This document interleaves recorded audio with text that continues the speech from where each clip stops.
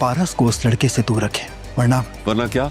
मैं खुद उस लड़के को पारस से क्या इस दुनिया से भी दूर भेज दूंगा। ब्रिलियंट आदमी है, किसी से इंस्पायर नहीं होता बल्कि सबको इंस्पायर कर लेता है। तुमने तो अपनी पूरी जिंदगी में इतनी कीमती चीजें ना खरीदी होंगी ना ही देखी होंगी। मजबूत शख्सियत के लोग महंगे कपड़ों के मोहताज नहीं होते, वो जो पहनते हैं वही महंगा लगने लगता है। एक तरफ मोहब्बत, दूसरी तरफ दुश्मनी और दरमियान में पारस की हिफाजत की जिम्मेदारी। लेकिन जब दुश्मन हद पार करने पर तैयार हो तो क्या जवार इसे बचा पाएगा? कहानी एक खतरनाक मोड़ अख्तियार कर लेती है जब आफ्ताब गुस्से में आकर खुले अल्फाज में धमकी देता है कि अगर जवार इसके रास्ते से ना हटा तो वो खुद इसे रास्ते से हटा देगा। इसकी सबसे बड़ी परेशानी ये होती है कि जब से behzad ने पारस की हिफाजत की जिम्मेदारी जवार को दी है, पारस तक पहुंचना तकरीबन नामुमकिन हो गया है। आफ्ताब को यकीन होता है कि जब तक जवार पारस के साथ मौजूद है इसका कोई मंसूबा कामयाब नहीं हो सकता। इसलिए वो अपने वालिद नदीम के पास जाकर कहता है कि किसी भी तरह जवार को पारस से दूर करना होगा। लेकिन नदीम इसे सख्ती से समझाता है कि जज्बात में आकर कोई ऐसा कदम ना उठाए जिसका नुकसान हमेशा के लिए उठाना पड़े। वो वाज़ा करता है कि अगर खानदान को इसकी हरकतों का इल्म हो गया तो इसके तमाम ख्वाब अधूरे रह जाएंगे।